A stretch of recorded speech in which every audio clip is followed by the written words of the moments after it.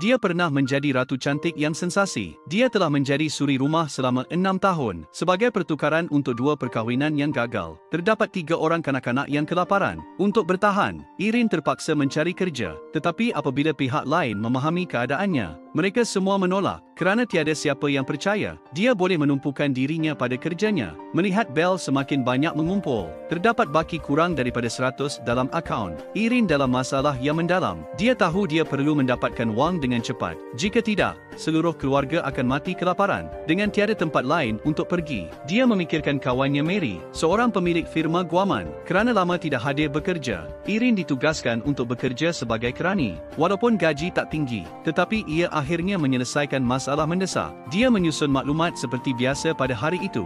Walau bagaimanapun, didapati bahawa sejumlah besar fail perolehan hartanah. Kesemua mereka membawa laporan diagnosis kanser. Lebih pelik lagi, pengambilalihan ini semuanya ditujukan kepada kumpulan kuasa. Apa yang sedang berlaku?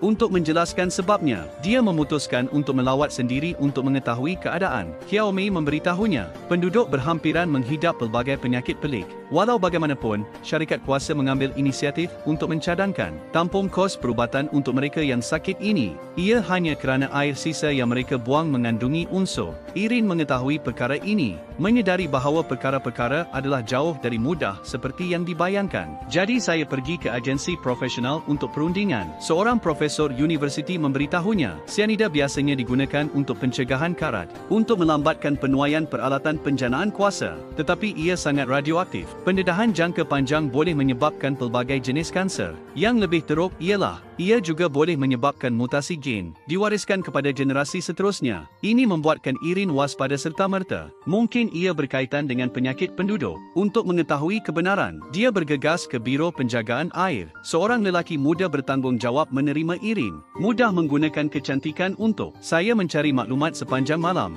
Akhirnya menemui masalah dalam laporan ujian kualiti air. Ia ternyata bahawa air sisa yang dilepaskan oleh syarikat kuasa, kandungan sianida secara serius melebihi standard sebanyak 50 kali ganda. Tetapi mereka mendakwa bahawa pelepasan memenuhi piawaian. Pada masa yang sama, mereka merasuah doktor untuk menipu penduduk. Dakwaan bahawa mereka tidak berbahaya kepada tubuh manusia. Kemudian beli hartanah pada harga yang rendah untuk menghalau mereka. Irene tidak percaya syarikat kuasa tidak mempunyai garis bawah untuk membuat wang agar tidak menyedarkan musuh. Dia diam-diam mengeluarkan salinan laporan itu. Apabila dia memberitahu Xiaomi segala-galanya, Xiaomi terkejut. Saya tidak sangka saya dan suami akan jatuh sakit. Mereka menyebabkan semuanya. Kanak-kanak masih bermain air tercemar. Bertekad untuk mempercayakan Irene dan Marui untuk menyaman, buat syarikat kuasa membayar harga yang sepatutnya. Tetapi pihak yang